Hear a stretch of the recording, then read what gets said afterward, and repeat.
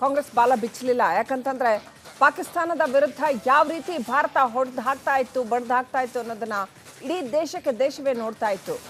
ಈಗ ಆಪರೇಷನ್ ಸಿಂಧೂರ ಒಂದು ಹಂತ, ಮೊದಲನೇ ಹಂತ ಮುಗ್ದಿರ್ತಕ್ಕಂಥದ್ದು. ಈಗ ಕಾಂಗ್ರೆಸ್ ಮತ್ತೆ ತನ್ನ ಬುದ್ಧಿಯನ್ನು ತೋರಿಸ್ತಾ ಇದೆ, ಅಪಹಾಸ್ಯ ಮಾಡ್ತಾ ಇದೆ. ಆಪರೇಷನ್ ಸಿಂಧೂರ ಮಾಡಿದ್ದು ಸೈನಿಕರು, ಬಿಜೆಪಿ ಅಲ್ಲ.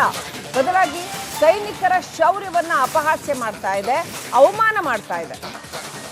ಶಾಸಕ ಕೊತ್ತೂರು ಮಂಜುನಾಥ್ ವಿವಾದಿತ ಹೇಳಿಕೆ ಕೊಟ್ಟಿದ್ದಾರೆ. ಸಚಿವರಾದ ದಿನೇಶ್ ಗುಂಡೂರಾವ್ ಅದನ್ನ ಸಮರ್ಥನೆ ಕೂಡ ಮಾಡಿಕೊಂಡಿದ್ದಾರೆ. ಕೊತ್ತೂರು ಪರ ಪ್ರಿಯಾಂಕ್ ಖರ್ಗೆ ಕೂಡ ಬ್ಯಾಟಿಂಗ್ ಮಾಡ್ತಾ ಇದ್ದಾರೆ. ದೇಶದ ವಿಚಾರದಲ್ಲಿ ಇವರ ಜುಜುಬಿ ರಾಜಕೀಯ ಜನಗಳಿಗೆ ಅಸಹ್ಯ ತರ್ತಾ ಇದೆ. ಕೋಲಾರದಲ್ಲಿ ಇವತ್ತು ಬಿಜೆಪಿ ತಿರಂಗ ಯಾತ್ರೆಯನ್ನು ಹಮ್ಮಿಕೊಂಡಿದೆ.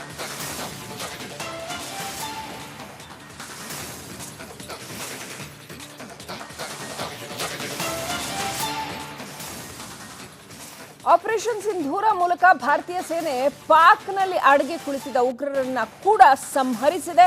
ಇದಕ್ಕೆ ದೇಶ ಸೇರಿ ವಿಶ್ವ ಮಟ್ಟದಲ್ಲಿ ಜಾಗತಿಕವಾಗಿ ಮೆಚ್ಚುಗೆ ವ್ಯಕ್ತವಾಗಿದೆ. ಆದರೆ ಕಾಂಗ್ರೆಸ್ ಮಾತ್ರ ನೋಡಿ, ನಾವು ಪಾಕಿಸ್ತಾನನ ಗೆದ್ಬಿಡ್ಬೋದು ಯುದ್ಧ ಮಾಡಿ, ಆದರೂ ಅದೊಂದು ದೊಡ್ಡ ವಿಚಾರ ಅಲ್ಲ. ಆದರೆ ದೇಶದೊಳಗಿನ ಈ ಕಾಂಗ್ರೆಸ್ ಇದೆಯಲ್ಲ, ಇದರ ಕಥೆ ಏನು, ಇವರ ಈ ವಿಕ್ಷಿಪ್ತ ಮನಸ್ಥಿತಿಯ ಕಥೆ ಏನು ಅನ್ನುವಂಥದ್ದು. ಕಾಂಗ್ರೆಸ್ ನಾಯಕರು ಮಾತ್ರ ಕದನ ವಿರಾಮದ ಜೊತೆಗೆ ಸೇನೆಯ ಪರಾಕ್ರಮವನ್ನೇ ಅಪಹಾಸ್ಯ ಮಾಡ್ತಾ ಇದ್ದಾರೆ.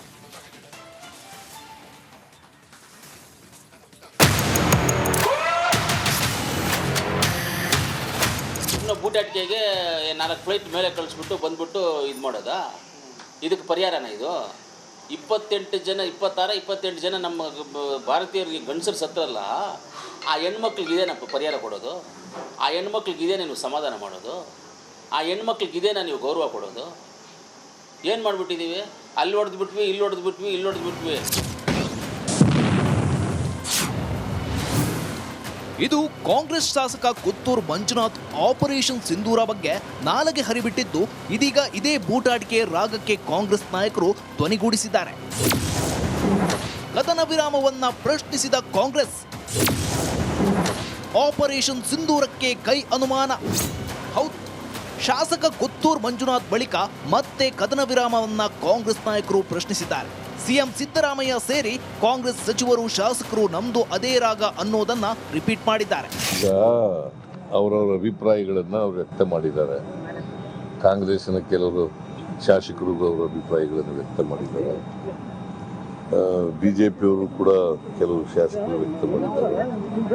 ಆಮೇಲೆ ಆರ್ಮಿ ಆಫೀಸರ್ಸು ಕೂಡ ಅವರ ಅಭಿಪ್ರಾಯಗಳನ್ನು ನೋಡಿ, ಅವರೇ ಶಾಸಕರು ಏನೋ ಹೇಳಿರ್ತಾರೆ, ಬಟ್ ಇವತ್ತು ಇಡೀ ದೇಶನೇ ಪ್ರಶ್ನೆ ಮಾಡ್ತಾ ಇದ್ದಲ್ಲಪ್ಪ. ಅವರೇನೋ ಏನೋ ಹೇಳಿರ್ತಾರೆ, ಆದರೆ ಇವತ್ತು ದೇಶದ ಜನರಿಗೆ ಸ್ಪಷ್ಟವಾದ ಉತ್ತರಗಳು ಬಯಸ್ತಾ ಇದ್ದೀವಿ ಅಷ್ಟೇ. ಯಾಕಾಯಿತು? ಯಾಕಂದರೆ ಟ್ರಂಪ್ ಅವ್ರು ಘೋಷಣೆ ಮಾಡಿದಂತೂ ಸತ್ಯ, ಘೋಷಣೆ ಆದ ನಂತರನೇ ಕದನ ವಿರಾಮ ಆಗಿರ್ತಕ್ಕಂಥ ಸತ್ಯ. ಪಾಕಿಸ್ತಾನ್ ಜೊತೆ ಓಪನ್ ಆಗಿ ಟರ್ಕಿ ಬಂತು, ಚೈನಾ ಬಂತು, ನಮ್ಮ ಜೊತೆ ಒಬ್ರನ ಬಂತ್ರ ಹೇಳಿ officially. Let us be honest. ಇವರು 100 ದೇಶಗಳನ್ನು ಪ್ರವಾಸ ಮಾಡಿದ್ರು. ಒಂದು ಏನಿಲ್ಲ ಅಂದರೂ ಒಂದು ಎಲ್ಲ 100 ರಾಷ್ಟ್ರಪತಿಗಳನ್ನು, ಪ್ರಧಾನಮಂತ್ರಿಗಳನ್ನು ಅಪ್ಕೊಂಡ್ರು. ಒಬ್ರನ್ನ ಒಫಿಷಿಯಲ್ ಆಗಿ ಪಾಕಿಸ್ತಾನಿಗೆ ಕಂಡೆಮ್ ಮಾಡಿದ್ರ, ಒಬ್ರನ್ನ ಒಫಿಷಿಯಲ್ ಆಗಿ ನಮ್ಮ ಬೆಂಬಲಕ್ಕೆ ನಿಂತ್ರ. ಇನ್ನು ದೇಶದ ವಿಚಾರದಲ್ಲಿ ಎಲ್ಲರೂ ಒಂದಾಗಿರಬೇಕು, ಎಲ್ಲರೂ ಒಂದೇ ಮಾತಿನ ಮೇಲೆ ನಿಲ್ಲಬೇಕು ಅಂತ ಸಚಿವೆ ಲಕ್ಷ್ಮೀ ಹೆಬ್ಬಾಳ್ಕರ್ ತಿಳಿಸಿದ್ರೆ, ಕೇಸರಿ ಪಡೆ ನಾಯಕರು ಮಾತ್ರ ಕಾಂಗ್ರೆಸ್ ನಾಯಕರ ಹೇಳಿಕೆ ವಿರುದ್ಧ ಗುಡುಗಿದ್ರು. ನಮ್ಮ ಹೋರಾಟಕ್ಕೆ ಸಿಕ್ಕಂತ ಯಶಸ್ಸು, ನಮ್ಮ ಹೋರಾಟದ ಪ್ರತಿಫಲ ಪಾಕಿಸ್ತಾನಕ್ಕೆ ತಕ್ಕ ಪಾಠವನ್ನು ಕಲಿಸಿ ಅವರ ಮೂಲೆ ಗುಂಪು ಮಾಡಿದ್ದೇವೆ. ಇದು ದೊಡ್ಡ ಪ್ರಧಾನಿ ನರೇಂದ್ರ ಮೋದಿಯವರ ಯಶಸ್ಸು. ಅದನ್ನು ಸಹಿಸಕ್ಕಾಗದೇನೆ ಯಾರೋ ಏನೇ ಮಾತಾಡೋದಕ್ಕೆ ಅರ್ಥ ಇಲ್ಲ. ನಿಜಕ್ಕೂ ಸಹ ದೊಡ್ಡ ಸಾಧನೆಯನ್ನ ನರೇಂದ್ರ ಮೋದಿಯವರು ಮಾಡಿ ಪಾಕಿಸ್ತಾನಕ್ಕೆ ತಕ್ಕ ಪಾಠವನ್ನು ಕಲಿಸಿದ್ದಾರೆ. ಅದಕ್ಕಾಗಿ ನಮ್ಮ ಪ್ರಧಾನಿ ನರೇಂದ್ರ ಮೋದಿಯವರಿಗೆ ಅಭಿನಂದನೆಯನ್ನು ಸಲ್ಲಿಸ್ತಾರೆ. ತಲೆಯಲ್ಲಿ ಮೆದ್ಲೇನ ಇದ್ರೆ ನಾವು ಮಾತಾಡ್ಬೋದು, ಕೆಲವರಿಗೆ ಮೆದ್ಲು ಇಲ್ಲ, ತಲೆಯಲ್ಲಿ ಏನೂ ಇಲ್ಲ.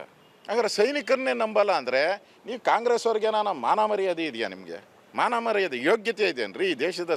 ನೀವೆಲ್ಲ ನೆಮ್ಮದಿಯಾಗಿ ಮನೆಗಿದ್ದೀರಾ, ಆರಾಮಾಗಿ ಶೂಟು ಬೂಟ್ ಹಾಕೊಂಡು ಓಡಾಡ್ತಾ ಇದ್ದೀರಾ. ಸೈನಿಕರು ಗಡಿ ಕಾಯ್ತಾ ಇರೋದ್ರಿಂದ ಇಂಥವ್ರಿಗೆ ನಿಜಕ್ಕೂ ಅವರ ಕಾಂಗ್ರೆಸ್ ಪಾರ್ಟಿಗೆ ಏನಾನ ಮರ್ಯಾದೆ ಇದ್ದರೆ ಇಂಥವ್ರನ್ನೆಲ್ಲ ಪಾರ್ಟಿಯಿಂದ ಸಸ್ಪೆಂಡ್ ಮಾಡಬೇಕು. ಈ ಕೊತ್ತೂರು ಮಂಜುಗೆ ಈ ರಿಯಲ್ ಎಸ್ಟೇಟು ವ್ಯವಹಾರ ಬಿಟ್ಟು ಈ ದೇಶ, ಧರ್ಮ, ರಾಷ್ಟ್ರೀಯತೆ, ಯುದ್ಧ ಅದ್ರ ಬಗ್ಗೆ ಏನೂ ಐಡಿಯಾ ಇಲ್ಲ. ಅವ್ರಿಗೆ ಸ್ಕ್ವೇರ್ ಫುಟ್ ಹೇಳಿದ್ರೆ ಮಾತ್ರ ಚೆನ್ನಾಗಿ ಗೊತ್ತಾಗುತ್ತೆ. ಇದು ಯುದ್ಧದ ವಿಚಾರ ಅವ್ರಿಗೆ ಗೊತ್ತಿಲ್ಲ. ಯುದ್ಧದ ವಿಚಾರ ಅವ್ರಿಗೆ ತಿಳ್ಕೋಬೇಕು ಅಂದರೆ ಶಶಿ ತರೂರ್ ಅವ್ರನ್ನ ಹೋಗಿ ಒಂದ್ಸರಿ ಮಾತಾಡ್ಸಕ್ಕೆ ಹೇಳಿ ಅವ್ರಿಗೆ. ನಾವು ಲಾಂಗ್ ರನ್ ದೇಶದ ಪರಿಸ್ಥಿತಿ ಎಲ್ಲವನ್ನೂ ವಿಚಾರ ಮಾಡಬೇಕಾಗ್ತದೆ. ಮತ್ತು ನರೇಂದ್ರ ಮೋದಿಜಿಯವರ ನಾಯಕತ್ವದಲ್ಲಿ ಇತ್ತೀಚಿನ ವರ್ಷಗಳಲ್ಲಿ ಜಮ್ಮು ಕಾಶ್ಮೀರದಲ್ಲಿ ಏನೊಂದು ಶಾಂತಿ ನೆಲೆಸಿದೆ, ಬಹುಶಃ ನಮ್ಮ ದೇಶದ ಇತಿಹಾಸದಲ್ಲಿ ಆ ರೀತಿಯಾದ ಒಂದು ನಿರ್ಮಾಣ ಎಂದೂ ಆಗಿರಲಿಲ್ಲ. ಶಾಂತಿಯ ನಿರ್ಮಾಣ ಅದಾಗಿತ್ತು. ಅವರಿಗೆ ಉತ್ತರ ಕೊಡೋದ್ರಾಗ ಅರ್ಥನೇ ಇಲ್ಲ. ನಾವು ಇದನ್ನು ಪೊಲಿಟಿಸೈಸ್ ನಾವು ಮಾಡಿಲ್ಲ ಇಲ್ಲಿ ತನಕ. ಆದ್ರೆ ನಾ ಕೇಳೋದು ಹಳೆ ಇತಿಹಾಸ ಬಿಡ್ರಿ.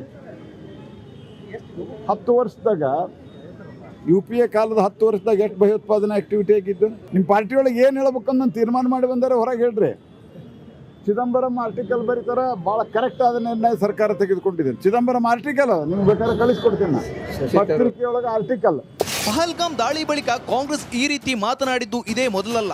ರಾಬರ್ಟ್ ವಾದ್ರಾ, ಮಣಿಶಂಕರ್ ಅಯ್ಯರ್, ಅಜಯ್ ರಾವ್ ಹೀಗೆ ಈ ಪಟ್ಟಿ ಬೆಳೆಯುತ್ತಲೇ ಇರುತ್ತದೆ. ಸೈನಿಕರ ಶೌರ್ಯದ ವಿಚಾರದಲ್ಲೂ ರಾಜಕೀಯ ಯಾಕೆ ಅನ್ನೋ ಪ್ರಶ್ನೆಗೆ ಕಾಂಗ್ರೆಸ್ನಲ್ಲಿ ಉತ್ತರ ಸಿಗಲ್ಲ, ಬದಲಿಗೆ ವಿವಾದ ಸಿಗುತ್ತೆ.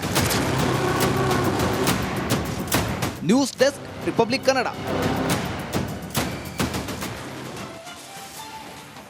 ಕೋಲಾರ ಪ್ರತಿನಿಧಿ ಸುರೇಶ್ ಲೈವ್ ಕನೆಕ್ಟ್ ಆಗಿದ್ದಾರೆ. ಎಸ್ ಸುರೇಶ್, ಏನು ಹೇಳಿದ್ರು ಕೊತ್ನೂರು ಮಂಜುನಾಥ್? ಯಾಕೆ ಹಾಗೆಲ್ಲ ಮಾತನಾಡಿದ್ರು? ಏನು ಅದೇನು ದೀಪಾವಳಿ ಪಟಾಕಿನ 4 ಏನೇನೋ ಮಾತಾಡ್ತಾರಲ್ರಿ ಅವರು. ಒಬ್ಬ ಜನಪ್ರತಿನಿಧಿ, ಈ ದೇಶದ ಜನಪ್ರತಿನಿಧಿ, ಅವ್ರನ್ನ ಜನಪ್ರತಿನಿಧಿ ಮಾಡಿರೋದು ಈ ದೇಶ.